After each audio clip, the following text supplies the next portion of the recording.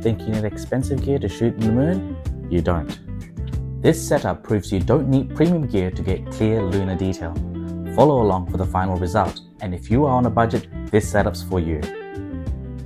This is the SV231 Refractor by SV231, a 90mm aperture scope that is affordable but surprisingly sharp.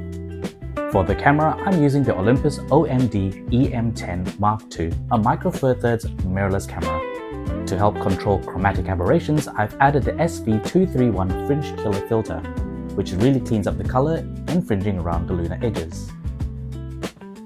This entire setup is about making astrophotography accessible and affordable.